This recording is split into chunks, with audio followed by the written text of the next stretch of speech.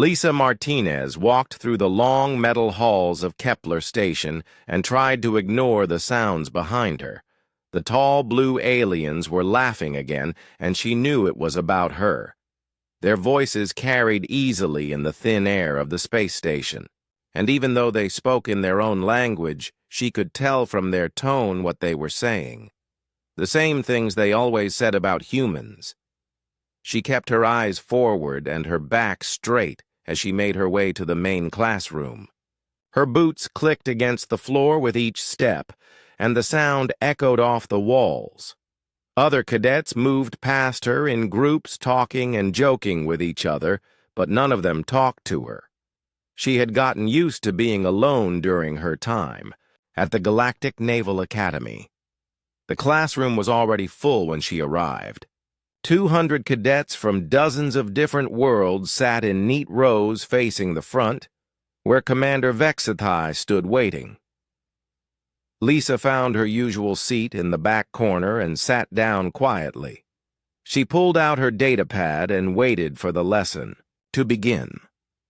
Commander Vexithai was an Alterian, and like all of his kind, he was tall and thin with silver skin that seemed to glow under the lights. His large black eyes swept across the room as he waited for everyone to settle down. When the room was quiet, he began to speak. "Today we will discuss the final simulation," he said, and his voice was clear and strong. "This test will decide who graduates and who goes home. You have all trained for 2 years to reach this moment." Lisa felt her heart beat faster in her chest. She had worked harder than anyone else just to keep up with her alien classmates. While they seemed to learn everything without effort, she had to study late into the night just to understand the basic concepts. Space combat was different from anything humans had ever done before, and every day brought new challenges. The simulation is based on the Battle of Corinth 7, Commander Vexithai continued. You will each command a fleet against an enemy force that adapts to your tactics. In 400 years, no cadet has ever achieved victory. The goal is not to win, but to show your understanding of proper military doctrine. Around the room, cadets nodded and took notes. Lisa wrote down everything the commander said, but her mind was racing. She had read about the Battle of Corinth 7 many times. It was considered the perfect example of how superior numbers and technology could defeat any strategy. The enemy in the simulation would have every advantage. Fleet assignments will be posted tomorrow morning, Commander Vexithai said. You will have 1 week to study your ships and plan your approach.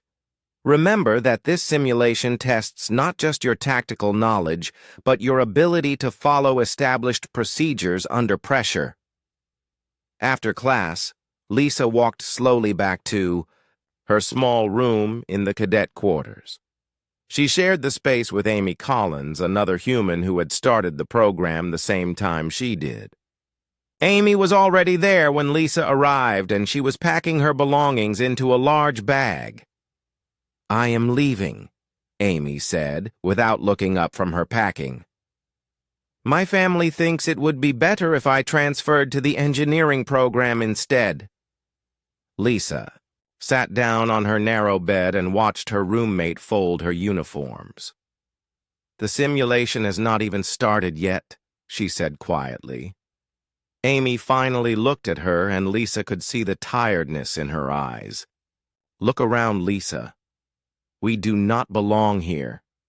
The other species have been doing this for thousands of years, while humans only learned about space combat 50 years ago. We are playing a game where everyone else knows the rules better than we do. But we made it this far, Lisa replied. We passed all the same tests they did. Barely, Amy said, and closed her bag with a loud zip. And now comes the real test, the one that actually matters. Do you really think you can beat a simulation that no one has solved in 4 centuries? Lisa did not answer because she did not know what to say. Amy was right about many things. Humans were new to galactic civilization, and they had a lot to learn. Most of the other species looked down on them as primitive newcomers who had gotten lucky with their technology. Even Jake Thompson, the third human in their class, had started spending more time with the alien cadets and less time with Lisa and Amy. After Amy left, Lisa lay on her bed and stared at the ceiling. Through the small window, she could see the stars and the distant glow of the Academy's training grounds. Ships moved back and forth in the darkness, practicing maneuvers and running drills. Soon she would be out there too, trying to prove that she deserved to be here. The next morning came too quickly. Lisa joined the crowd of cadets gathered around the assignment board in the main hall. She pushed through the group until she could see the list of names and ship assignments. Her heart sank when she found her name at the bottom. She had been given command of 12 human ships. Not the advanced vessels that the top cadets received, but old destroyers and frigates from Earth's early space fleet. The kind of ships that were already outdated when they were built. Around her, the other cadets were celebrating their assignments. Of modern cruisers and battleships with the latest weapons and shields. "Looks like the human got exactly what she deserves," said a voice behind her. Lisa turned to see Crixtal, a large Zentaurian cadet who had never missed a chance to remind her how weak humans were. His forearms were crossed over his massive chest, and his yellow eyes gleamed with amusement. "Those old Earth ships will make nice target practice for the simulation," another cadet added, and several others laughed.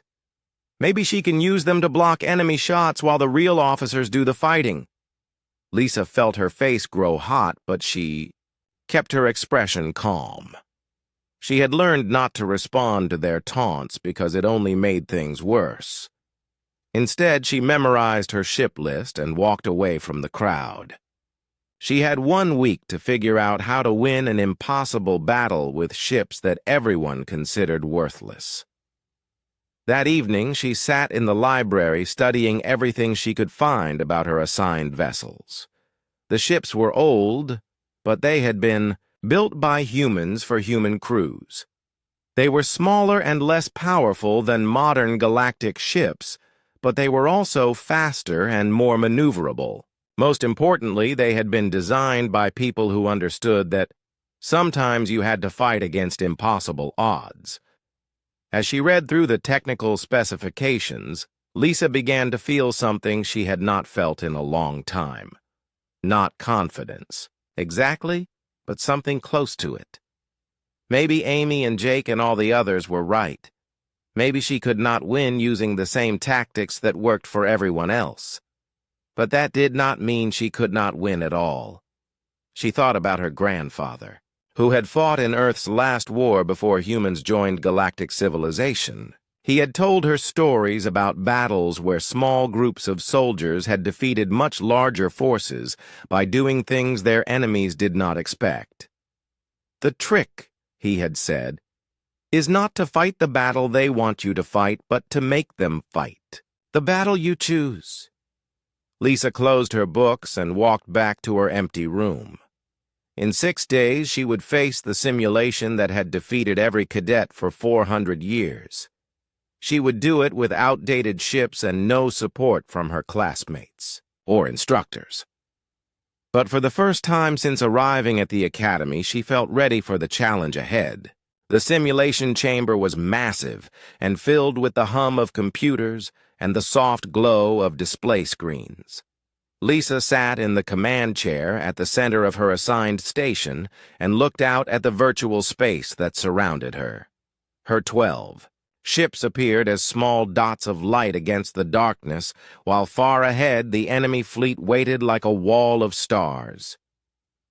Around the chamber, other cadets sat at their own command stations.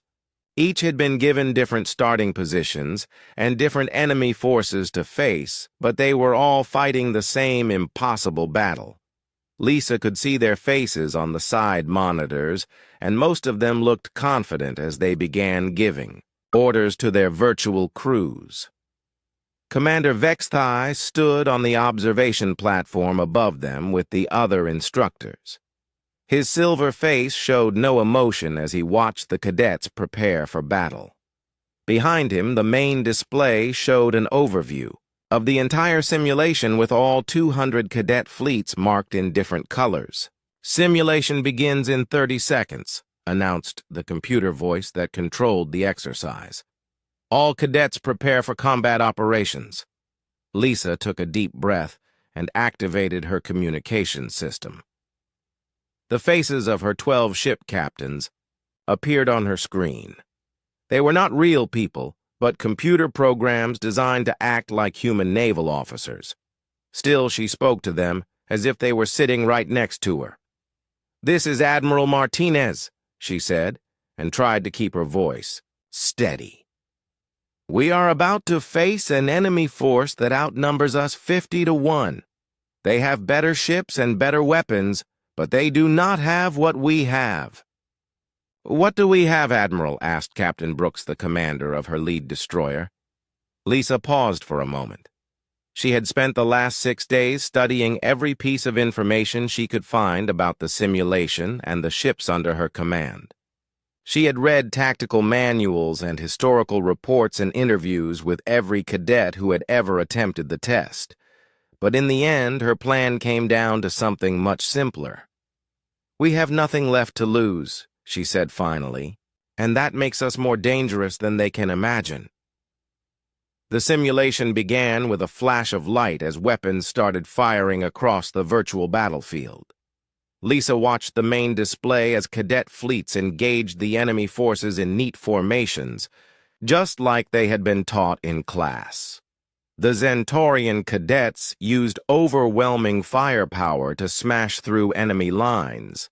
The Voidari relied on their ability to coordinate multiple ships with perfect timing. The Alterians employed complex strategies that had been proven effective over centuries of warfare. For a few minutes, it looked like some of them might succeed. The enemy forces fell back under the coordinated assault, and several cadet fleets claimed early victories. But then the simulation's artificial intelligence began to adapt. It had been programmed with the memories of every battle fought in galactic history, and it learned from each attack. The first cadet to fall was Zethmore, a Zentaurian who had been leading the class in tactical studies. His massive battle cruisers had broken through the enemy front line, but found themselves surrounded by smaller ships that picked them apart with hit-and-run attacks. Within minutes, his entire fleet was destroyed. More defeats followed quickly. The enemy AI learned to counter every standard tactic and formation. Ships that relied on shield strength found themselves facing weapons designed to penetrate their defenses. Fleets that used speed discovered that the enemy could move even faster. One by one, the bright dots representing cadet fleets began to disappear from the main display. Lisa kept her own fleet back and watched the battles unfold. Every attack gave her more information about how the enemy system worked. She could see patterns in the way it responded to different threats and strategies.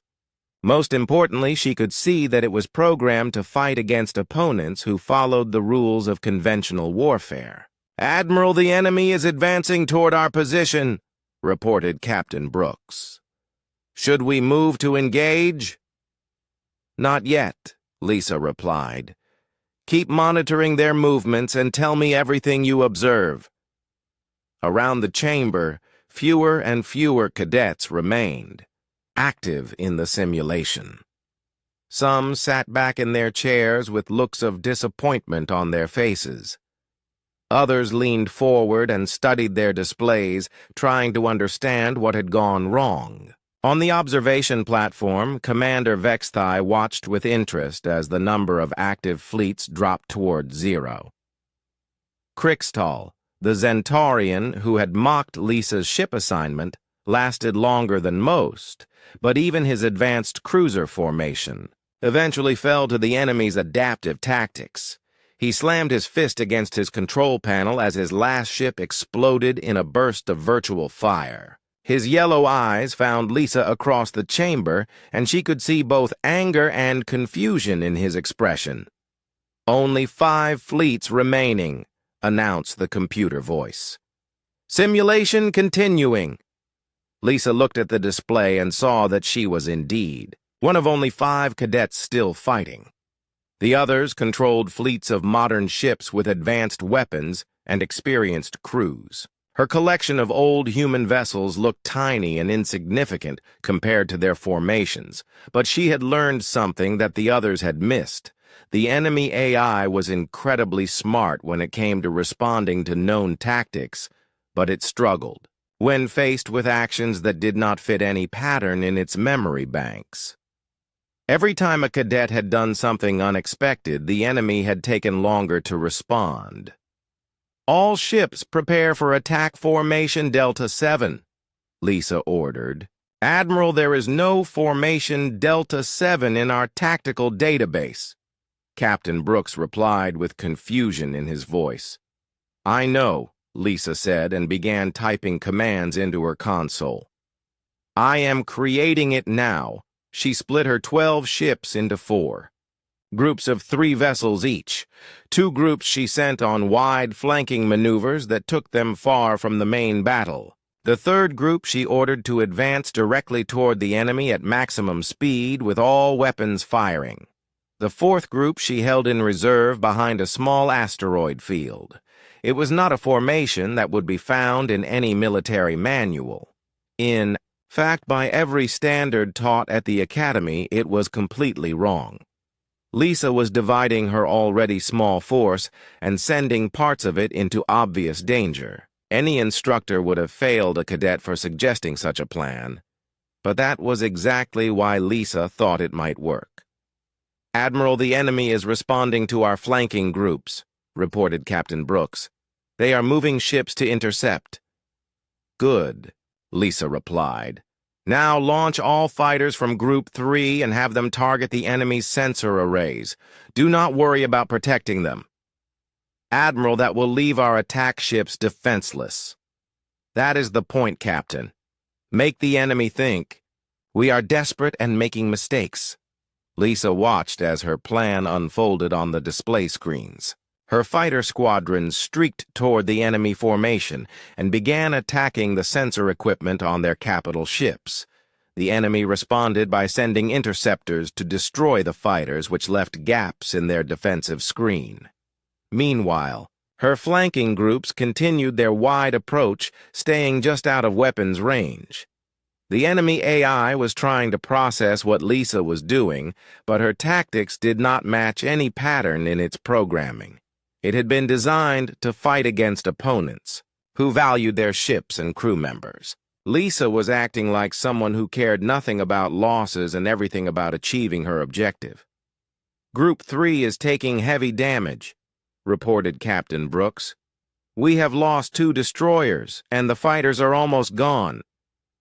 "Continue the attack," Lisa ordered. "Groups 1 and 2 prepare for Phase 2 of the operation." Phase 2 was even more unconventional than Phase 1. Lisa ordered her flanking groups to begin ramming attacks against the enemy's larger ships. It was considered the most desperate tactic in space combat and was only used when all other options had failed. No cadet in the Academy's history had ever suggested using ramming as part of a planned strategy. But the enemy AI had no protocols for dealing with opponents who used their own ships as weapons. Its programming was built around the assumption that all combatants would try to preserve their vessels while fighting. When Lisa's destroyers began accelerating toward collision courses with enemy battleships, the system took precious seconds to calculate a response. Those seconds were exactly what Lisa needed. While the enemy was distracted by the ramming attacks, her reserve group emerged from behind the asteroid field and launched a concentrated missile strike at the enemy command ship. The missiles had been programmed to follow an erratic flight path that made them almost impossible to intercept.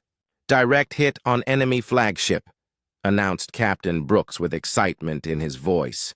"Their command network is down."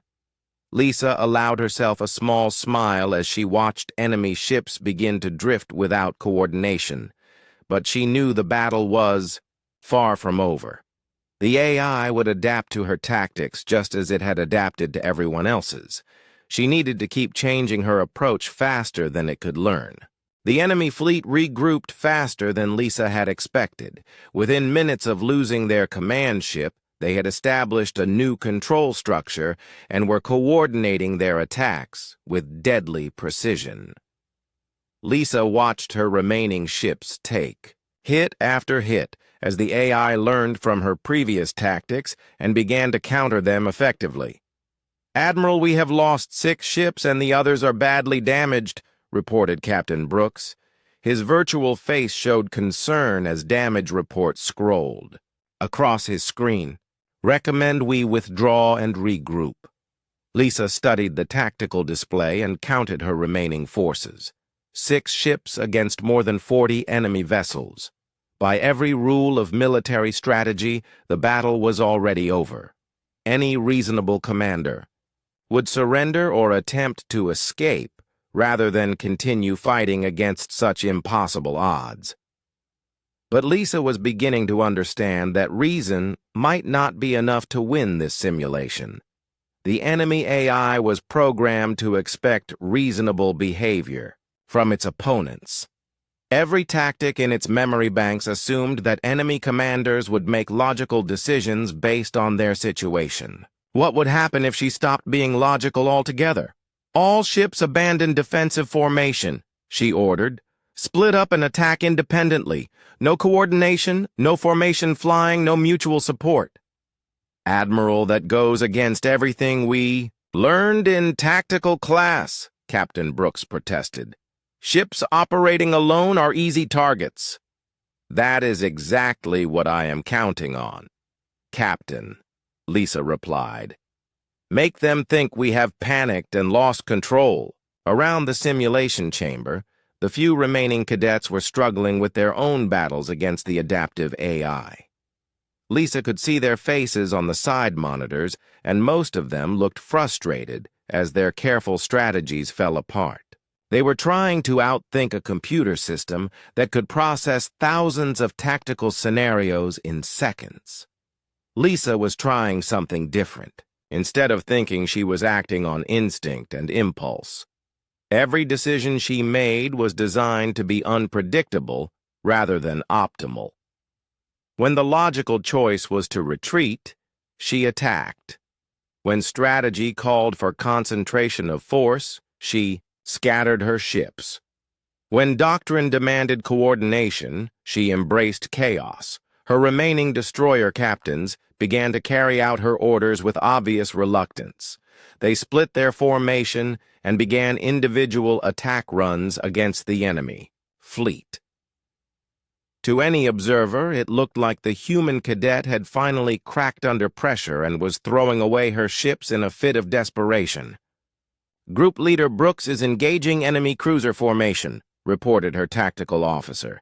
"He is requesting support." "Denied," Lisa said without hesitation. "All ships maintain independent operations." She watched as Captain Brooks led his destroyer in a seemingly suicidal charge against 3 enemy cruisers. His ship took massive damage but managed to cripple one of the enemy vessels before being forced to retreat. The AI had expected him to call for help or attempt to escape, but instead he continued his attack until his weapons were exhausted. Meanwhile, the other human ships were conducting their own separate battles across the engagement zone. Each captain was fighting according to Lisa's orders to ignore standard procedures and act on whatever impulse seemed right at the moment. The result was complete tactical chaos that the enemy system struggled to analyze. Commander Vexthai leaned forward on the observation platform as he watched Lisa's unconventional approach. The other instructors were murmuring among themselves and pointing at the displays that showed her ships scattered across the battlefield. None of them had ever seen anything like what the human cadet was attempting. Her formation discipline has completely collapsed, said Professor Kinthara, an Alterian specialist in fleet tactics. She appears to have lost control of her ships entirely. Perhaps, Commander Vexthai replied thoughtfully. Or perhaps she is trying something that has never been attempted before. Lisa continued to watch the battle unfold and look for patterns in how the enemy AI responded to her chaotic tactics. Every time one of her ships did something unexpected, the enemy took longer to react. The system was designed to predict and counter organized attacks, but individual ships acting on impulse were harder to categorize and respond to. She began to see opportunity in what looked like disaster. Each of her damaged ships was gathering intelligence about enemy capabilities and response times. Every failed attack was teaching her something new about how the AI made its decisions. She was losing the battle but winning information that might be more valuable than ships. "Captain Martinez," she said, using the communication system to contact the commander of her oldest frigate, "I want you to try something completely insane." "Define completely insane, Admiral," Captain Martinez replied. His ship was barely functional after taking hits from enemy fighters, but he still sounded ready to fight. "Use your artificial gravity generator as a weapon," Lisa ordered. "Create a gravity well directly in front of the enemy formation and see what happens." There was silence on the communication channel for several seconds. Using ship systems in unintended ways was forbidden in both simulation and real combat because it usually resulted in catastrophic failure. No naval academy in the galaxy taught tactics that involved turning life support equipment into weapons. "Admiral, that could destroy my ship," Captain Martinez finally said. "It probably will," Lisa agreed. "But it might also do something the enemy is not prepared for." Captain Martinez followed her orders and began overloading his gravity generator. The effect was immediate and spectacular. A powerful gravitational field formed in space directly ahead of the enemy fleet, causing several ships to be pulled together and collide with each other. The AI had no protocols for dealing with attacks that used physics itself as a weapon. Lisa felt a surge of excitement as she realized she was finally getting ahead of the enemy's ability to adapt, but she also knew she had very little time before. The system learned to counter this new approach as well. She needed to escalate her unconventional tactics even further. "All remaining ships prepare for final assault," she announced. "We are going to do something that will either win this battle or get us all killed." "What are your orders, Admiral?" asked Captain Brooks. Lisa looked at the tactical display one more time and made her decision. She was down to 3 functional ships against an enemy force that still numbered in the dozens. By any measure, the situation was hopeless, but that was exactly why her next move might work. "We are going to ram the enemy flagship," she said calmly. The communication channels erupted in protest from her ship commanders. Ramming attacks were dangerous enough when used as desperate last resort measures, but Lisa was proposing to use her entire remaining fleet as guided missiles. It was the kind of tactic that would get a real naval officer court-martialed for reckless endangerment. "Admiral, with respect, that is suicide," said Captain Brooks. "Only if they expect it," Lisa replied. "But they are programmed to assume we want to survive this battle. What if we show them that survival is not our primary objective?" She began transmitting new coordinates to her ships and explaining her plan. It was simple in concept, but terrifying in execution. Her 3 remaining vessels would coordinate their final attack to look like another desperate assault. but at the last moment they would change course and ram the enemy command ship from 3 different directions simultaneously. The key was timing. If even one ship reached the target, the mission would succeed, but only if the enemy did not realize what was happening until it was too late. Lisa would have to convince the AI that her ships were trying to escape or regroup right up until the moment they committed to their collision course. "Remember," she told her captains, "everything depends on making them think we are retreating. Do not begin your final approach until I give the signal." The 3 ships moved into position and began what appeared to be a fighting withdrawal from the enemy fleet. They fired their weapons sporadically and maneuvered as if they were trying to find an escape route. The enemy AI responded by moving ships to cut off their retreat and finish them off. Lisa waited until the enemy forces were committed to their pursuit formation. Then she activated her communication system one last time. "All ships execute ramming. Protocol," she ordered. "It has been an honor serving with you." Her 3 ships suddenly changed course and accelerated toward the enemy flagship at maximum speed. The AI realized what was happening and began moving ships to intercept, but it was too late. Lisa had positioned her ships so that any attempt to block one ramming attack would leave the others with a clear path to their target. Captain Brooks reached the enemy flagship first. His destroyer struck the massive ship just behind its main weapon systems, and both vessels disappeared in a brilliant explosion. Captain Martinez arrived seconds later, and his frigate punched through the enemy's weakened hull, causing massive internal damage. Lisa's own ship was the last to reach the target. As she watched her tactical display go dark, she knew that win or lose, she had proven something important about human tactics and human determination. The enemy AI had learned to counter every conventional strategy, but it had never faced opponents who were willing to sacrifice everything for victory. The simulation chamber filled with alarms as the enemy flagship exploded in virtual space. Lisa sat back in her command chair and waited to see if her desperate gamble had been enough to achieve the impossible. The simulation chamber fell completely silent as the last explosions faded from the main display screen. Lisa sat in her command chair, staring at the tactical readout that showed nothing but empty space where moments before 2 massive fleets had been fighting. Her heart was beating so hard she could hear it in her ears, and she tried to steady her breathing as she waited for the computer to announce the results. Around her, the other cadets who had been eliminated earlier were leaning forward in their seats watching the displays with expressions of disbelief. Even Crixtal, the Zentaurian, who had mocked her ship assignment, was staring at the screen with his mouth open. None of them had ever seen anything like what Lisa had just accomplished.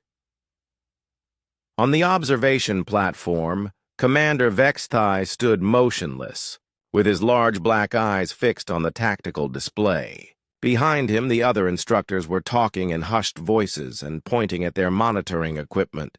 Professor Kinthara was shaking her silver head as if she could not accept what the computers were telling her. "Simulation analysis in progress," announced the artificial voice of the main computer. "Please stand by for results." Lisa knew that the system was processing everything that had happened during the battle. It would analyze every move she had made and compare her performance to the thousands of previous attempts. Part of her was afraid that she had made some mistake that would invalidate her victory, while another part wondered if what she had done could even be called a victory at all. She had destroyed her entire fleet in order to eliminate the enemy command structure. In a real battle, such losses would be considered catastrophic even if the mission succeeded. But this was not a real battle, and the rules were different. At the bow, only thing that mattered was whether she had achieved the objective that no cadet had managed in 400 years. "Analysis complete," the computer announced. "Cadet Lisa Martinez has achieved total victory against enemy forces. Mission parameters exceeded. This represents the first successful completion of the Corinth 7 simulation since its implementation. The silence in the chamber stretched on for several more seconds as everyone tried to process what they had just heard. Then the room erupted in noise as cadets began talking and shouting all at once. Some were cheering while others were demanding to know how the human had managed to beat an unbeatable scenario. Lisa remained in her chair, feeling stunned and overwhelmed by what had just happened. She had spent the last week expecting to fail like everyone else who had attempted the simulation. The idea that she might actually win had seemed so impossible that she had not even allowed herself to hope for it. Now she was trying to understand what her victory would mean for her future at the Academy. Commander Vexthai raised his hand and the chamber gradually became quiet again. He stepped forward to the edge of the observation platform and looked down at Lisa with an expression she had never seen on his face before. It might have been respect, but she could not be sure since Alterian emotions were difficult for humans to read. "Cadet Martinez," he said in his clear, strong voice, "please report to the command briefing room in 1 hour. There are several people who want to speak with you about your performance today." Lisa nodded and began to gather her belongings from the command station. Around her, the other cadets were still talking excitedly about the battle they had just witnessed. She could hear fragments of conversations as she walked toward the exit. "How did she know to use gravity as a weapon?" one cadet was asking. "Those ramming attacks were completely insane," said another. "No one would ever attempt that in real combat." The AI had no idea how to respond to her tactics, a third cadet observed. She was fighting like someone who had never heard of proper military doctrine. Lisa walked through the corridors of Kepler Station in a daze, trying to process everything that had happened. Other students and staff members were already staring at her as she passed, and she realized that news of her victory was spreading quickly throughout the academy.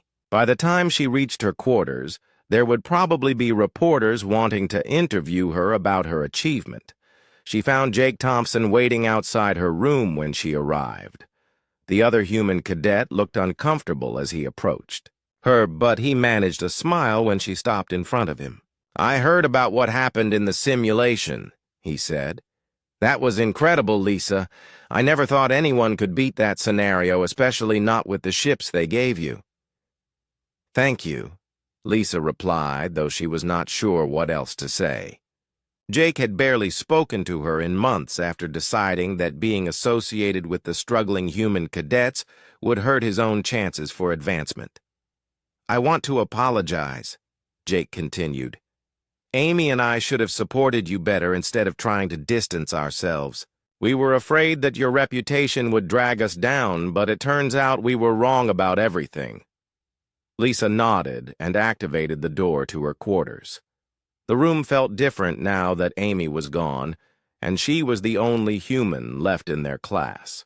But somehow that felt appropriate after what she had just accomplished. She had faced the impossible challenge alone, and she had won using methods that no one else would have even considered. She sat on her narrow bed and tried to replay the battle in her mind. Every decision she had made had gone against her training and her instincts. Instead of trying to preserve her ships, she had thrown them away. Instead of following established tactics, she had improvised new ones on the spot. Instead of fighting to survive, she had fought to win regardless of the cost. The strangest part was that none of it had felt wrong while she was doing it.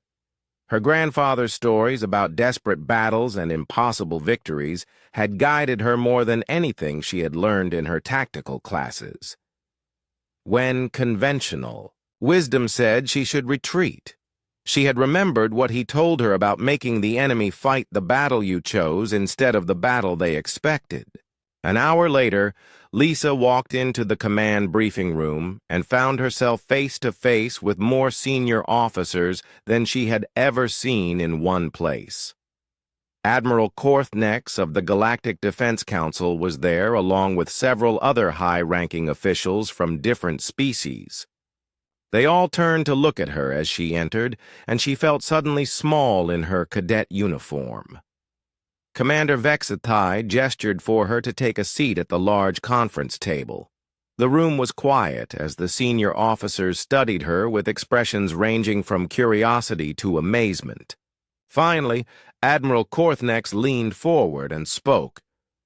"Cadet Martinez," he said in accented but clear human English.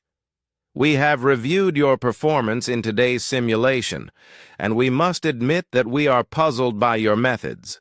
You violated nearly every principle of modern space combat, and yet you achieved a victory that our best tactical minds considered impossible." Lisa felt her throat go dry as she tried to think of how to respond. These were the most powerful military leaders in the galaxy, and they were asking her to explain tactics that she had largely improvised during the heat of battle.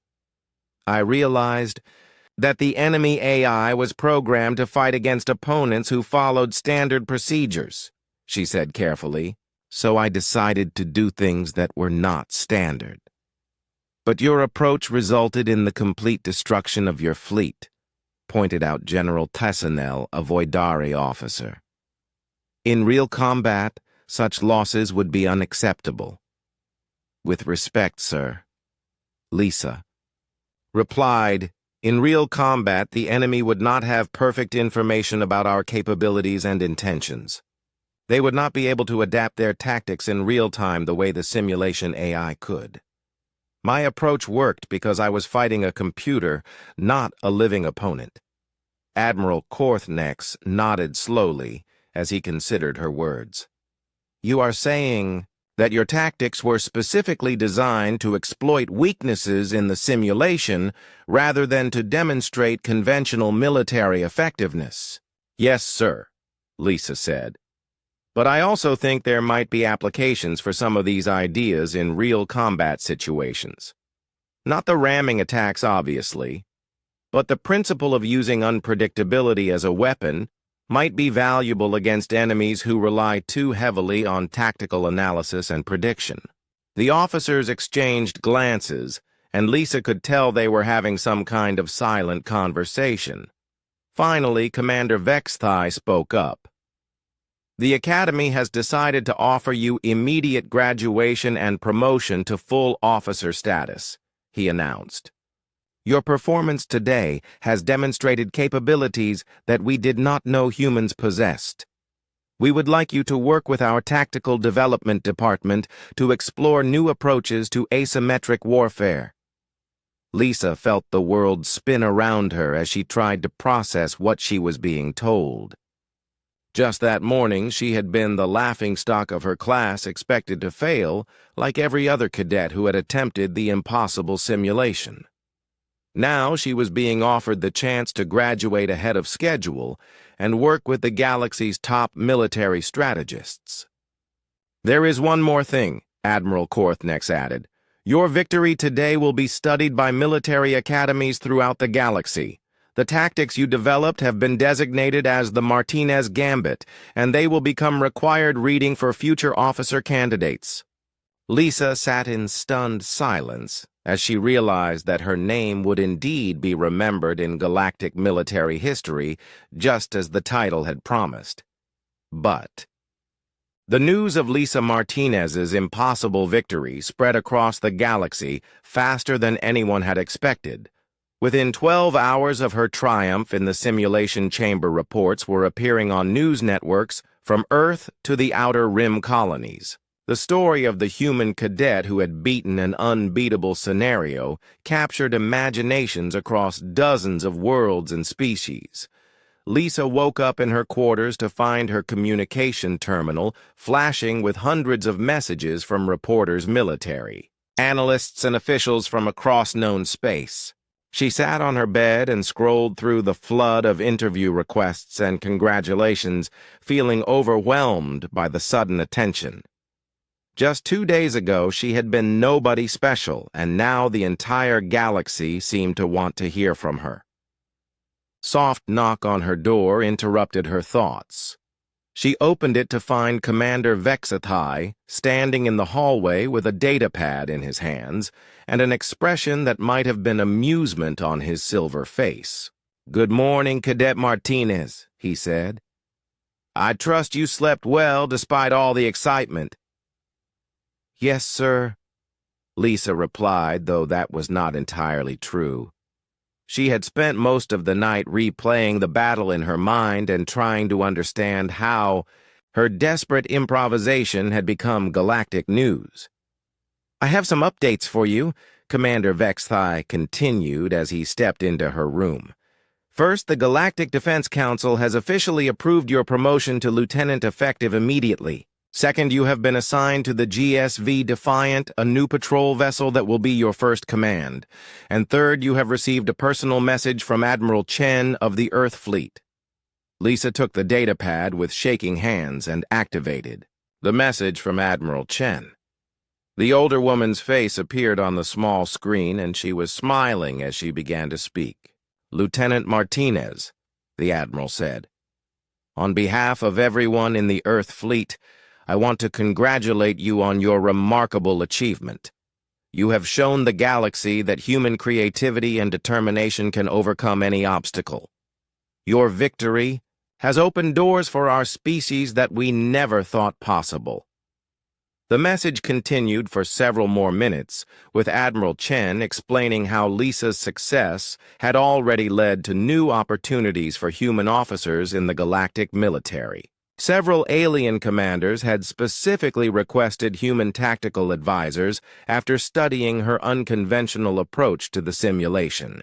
The Martinez Gambit was being analyzed by military colleges across known space, and early reports suggested that her methods might have applications far beyond what anyone had initially realized. After the message ended, Lisa looked up at Commander Vexathai, who was watching her with his large black eyes. "Sir, may I ask you something?" she said. "Of course, Lieutenant." "Do you really think what I did in the simulation was brilliant strategy, or was it just lucky improvisation that happened to work?" Commander Vexathai was quiet for a moment as he considered the question. "In my experience," he said finally, "the best military leaders are those who can adapt to situations that their training never prepared them for. You faced an impossible scenario, and instead of accepting defeat, you found a new way to approach the problem. Whether you call that brilliance or luck is less important than the fact that it worked." "But I destroyed my entire fleet," Lisa pointed out. "In real combat, that would be considered a disaster even if the mission succeeded." "True," the commander agreed. "But you also proved that human tactical thinking operates differently from other species. Your willingness to sacrifice everything for victory is something that our enemies would not expect or understand. That unpredictability could be our greatest weapon in future conflicts." Later that morning, Lisa walked through the academy corridors toward her final graduation ceremony. Other cadets stopped to stare at her as she passed, and some even asked for her autograph. The same aliens who had mocked her just days before now treated her like a celebrity. It was a strange feeling, but not entirely unpleasant. She found Jake, Thompson, and Amy Collins waiting for her outside the ceremony hall. Amy had returned to the station that morning after hearing about Lisa's victory, and she looked embarrassed as she approached. "Lisa, I am so sorry," Amy said. "I should never have given up and transferred out of the program. You proved that humans can succeed here if we just believe in ourselves." "You made the right choice for you," Lisa replied. "Not everyone is meant to be a military officer, and that is okay. The galaxy needs good engineers just as much as it needs good tacticians." Jake stepped forward and offered his hand. "I want to thank you," he said. "What you did opened doors for all of us. The Academy has already announced that they are expanding the human program and accepting more cadets from Earth.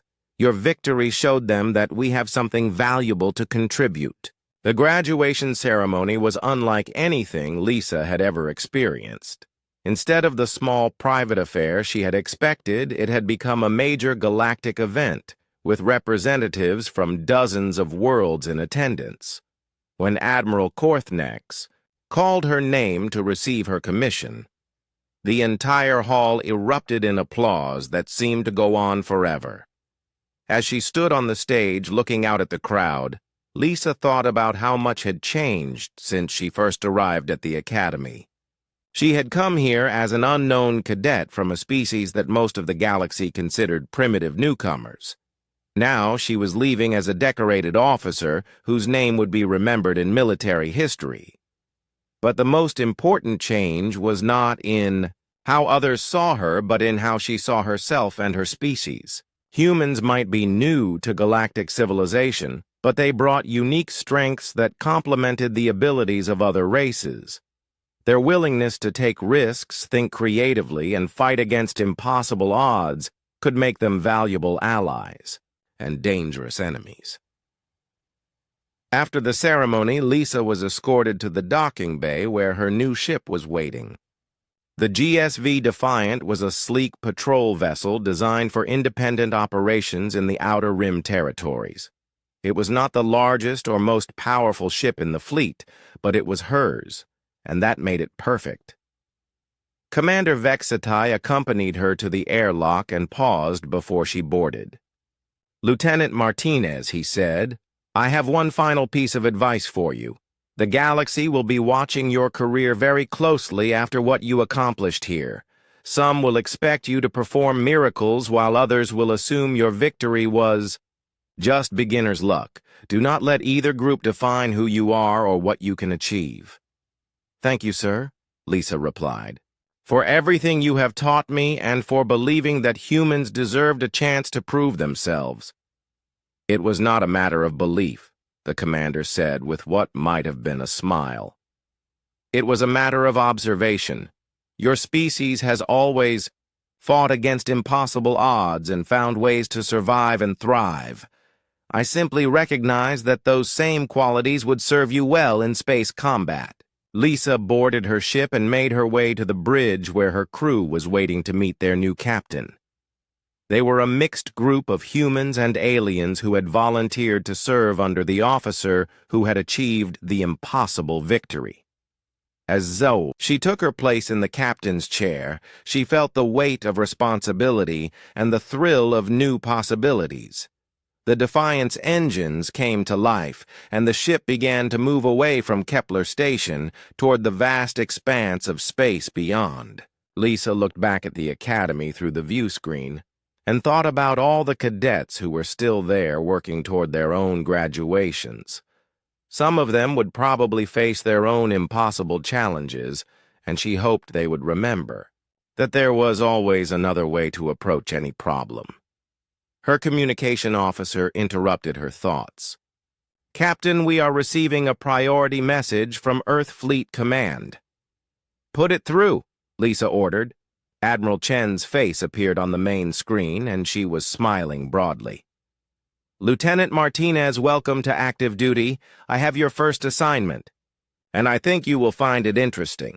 We have received reports of pirate activity in the Vega sector, and the local authorities have requested assistance from an officer who specializes in unconventional tactics." Lisa felt a familiar surge of excitement as she realized that her real career was just beginning. The simulation had been a test, but this would be actual combat against real enemies who would not follow the predictable patterns of computer programs. It would be a chance to prove that her victory at the Academy was not just luck, but the beginning of a new approach to space warfare. "Understood, Admiral," she replied. "The Defiant is ready for whatever challenges await us."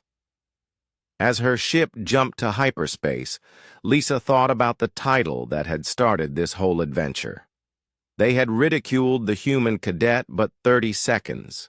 Of unconventional thinking had indeed put her name in galactic history. Now she had the chance to write the next chapter of that history and show the galaxy what humans could really accomplish when they stopped trying to fit in and started being themselves.